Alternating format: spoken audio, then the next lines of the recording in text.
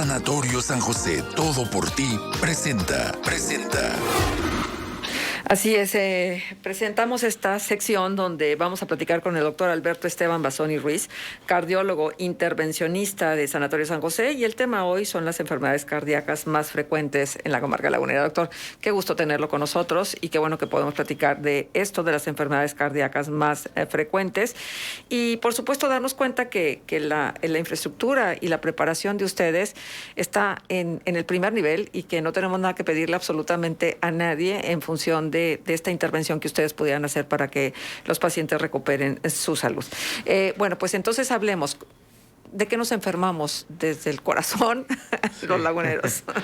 Bueno, vamos a hablar de las estadísticas que reporta la Secretaría de Salud, principalmente en el cual la principal causa de muerte en personas arriba de 40 años en Torreón, en La Laguna, en México y en el mundo es los problemas cardíacos. Y de ese problema cardíaco, la principal es la cardiopatía isquémica. ¿Qué es una cardiopatía isquémica?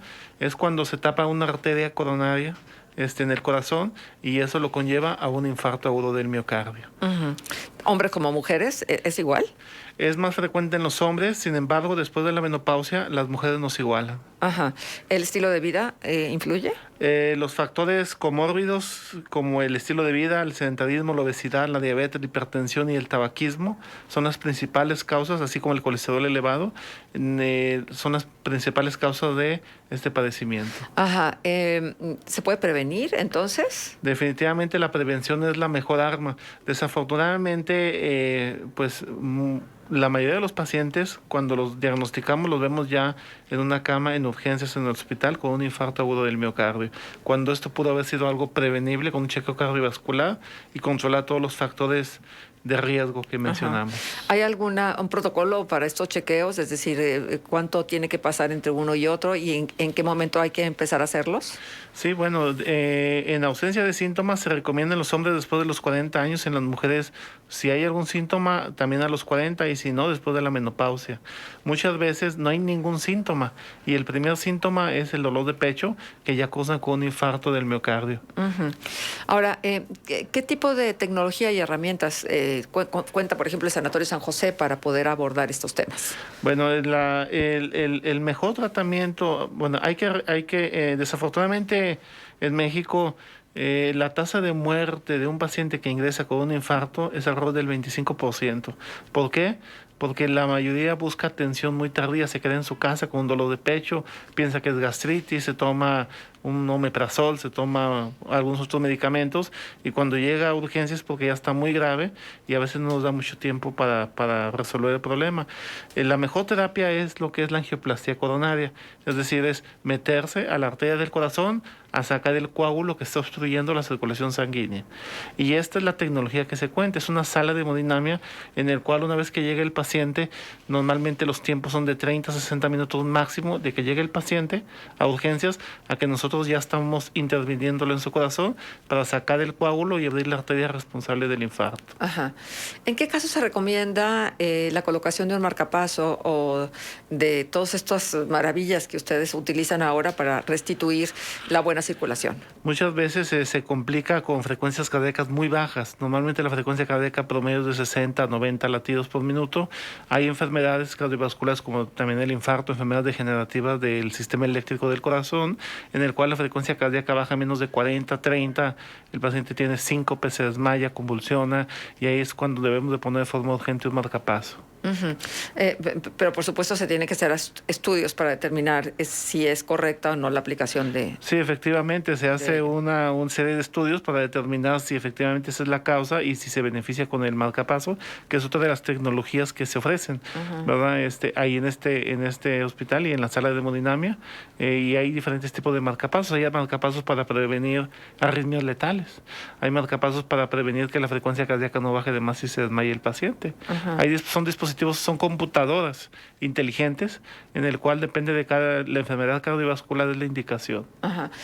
Y una vez que se coloca, ahí se queda ya, para siempre. Sí, de por vida. Normalmente la duración de la pila del marcapasos son de 7 a 10 años, depende del uso de cada persona, y ya el recambio de la batería pues es muy sencillo. Ajá, pero eso es con el acompañamiento del experto para que se determine, Claro, ¿cierto? sí, y su chequeo frecuente, pues el resto de su vida tiene que estar checándose con el cardiólogo. Ajá, con la presencia de COVID, ¿se exacerbaba la situación que tiene que ver con la enfermedad cardíaca o está desvinculado? No, se relaciona. Un 30% promedio de los pacientes que presentan COVID grave hacen trombos, coágulos. Ajá. Coágulos tanto en el sistema arterial pulmonar, en coronarios, cerebrovascular. Y ese trombo, ese coágulo, pues nos complica la cuestión cardiovascular. Ajá. El tema de la pericarditis como secuela del COVID. Es muy frecuente, yo lo veo en mi consultorio bastante frecuente, un alto porcentaje de los pacientes recuperados de COVID tienen pericarditis, inclusive tardíamente. Hay algo que se llama long COVID o COVID largo, en el cual se complican muchas veces, pueden estar bien y al mes, 2 meses empiezan con taquicardias, palpitaciones, falta de aire. Se les hace un estudio que es un ecocardiograma y ahí se detecta la pericarditis. Ajá, y por supuesto es tratable, se puede restituir. Sí, es tratable, en la mayoría de los casos es tratable, rara vez hay una pericarditis muy grave. Normalmente con un tratamiento a largo plazo se resuelve. Ajá, y no debe dejar entonces ya ninguna sintomatología. No, pero tarda a veces hasta de 3 a 6 meses en resolverse, pero sí se recupera normalmente al 100%. Ajá. Los estados de ansiedad, de depresión, que también se han suscitado a raíz de todo esto que hemos vivido, ¿cómo intervienen en la salud del corazón? La depresión es un gatillante, el estrés, la ansiedad, la depresión son gatillantes de problemas cardiovasculares. Efectivamente, un paciente que ya está enfermo, que tiene ya un problema coronario, pero que esté estable, posteriormente si sobrevive lo que es al COVID, la depresión es un factor que me gatilla un problema cardiovascular, me inestabiliza la lesión preexistente en la arteria del corazón y eso lo condiciona a tener un problema de infarto. Ajá, es impresionante la cantidad dicen que ya no se llama subespecialidades, porque son especialidades muchísimo más allá de la cardiología misma. Es impresionante lo que existe en este momento. ¿Cómo está constituido el cuerpo médico de esta unidad que tiene Sanatorio San José? La clave del éxito son las subespecialidades, es decir, el experto de cada problema, de cada patología, esa es la clave. Acá tenemos, para llegar a tener la especialidad que nosotros tenemos que hacer, aparte de la Facultad de Medicina, que son 7 años, lo que es medicina interna, que son cerca de 4 años, cardiología, que son 3 años más, y posteriormente irnos a la subespecialidad. La subespecialidad, en mi caso, es cardiología intervencionista, que son, después de todos estos años, 2 años más de cardiología intervencionista, que es abrir las arterias tapadas. Tenemos la otra subespecialidad, que es electrofisiología, que es básicamente lo que es tratar todo tipo de arritmias, y tenemos también lo que es imagen cardiovascular, que son los expertos en interpretar ecocardiogramas, angiotomografías coronarias, etcétera. Esas son las grandes subespecialidades, que esa es la clave del éxito para que un paciente tenga mayor probabilidad de sobrevivir. Uh-huh. Doctor, el tema de la actividad física, del ejercicio, que ya sabemos que es sumamente recomendable para prevenir casi que cualquier enfermedad. Ayer, por ejemplo, se publicaban los resultados de un estudio de la Universidad de San Carlos en España, donde decía que un paciente que hace ejercicio recurrente tiene 8 veces más probabilidades de sobrevivir a un cuadro de COVID que un paciente sedentario, y no solamente por el COVID, sino simplemente por los beneficios a la salud que trae la actividad física. ¿Qué personas deberían hacerse un chequeo cardiológico antes de iniciar, por ejemplo, una rutina de ejercicios o antes de tratar de hacer un cambio significativo en su estilo de vida si es que no estaban acostumbrados al deporte o a la actividad? Bueno, todo deportista de alto rendimiento, inclusive jóvenes, deben de hacerse un chequeo cardiovascular previamente al inicio de este tipo de ejercicios. Hablando ya de la población general, la mayoría que ya lleva una vida sedentaria, lo recomendable es una consulta, un chequeo cardiológico con un electrocardiograma y un interrogatorio a ver si no hay algún síntoma cardiovascular que lo pudiera poner en riesgo al iniciar un programa de ejercicio. Y el otro punto que mencionas, efectivamente, ningún medicamento te da el beneficio de lo que te da el ejercicio de forma sostenida. ¿Qué es lo que está comprobado? 30 minutos al día, mínimo 5 días a la semana, de ejercicio cardiovascular. Eso es lo que está demostrado con constancia a largo plazo que causa un impacto benéfico para disminuir los problemas cardiovasculares. Sí, porque luego hay mucha gente que de buenas a primeras trata de hacer cambios que de entrada, bueno, no son sostenibles en el tiempo porque implica una disciplina que no han construido todavía y a lo mejor no se dan cuenta que ponen en riesgo su salud al un día no hacer nada y al siguiente querer hacer un hit de 45 minutos. Sí, eso lo vemos, le llamamos los deportistas de fin de semana que Sí. quieren hacer todo un sábado, un domingo y o tienen lesiones, osteomusculares o problemas cardiovasculares. Efectivamente, tienen que llevar un programa de menos a más con un previo chequeo cardiovascular, principalmente los pacientes que tienen ciertas enfermedades como hipertensión, como la diabetes, ¿verdad? Nos bien. preguntan que cuál es su opinión respecto al uso de la aspirina. Ajá. La aspirina, y es una pregunta muy importante, porque mucha gente se la toma sin indicación médica, pensando o porque el amigo o el conocido le dice que va a evitar que se le forme un coágulo.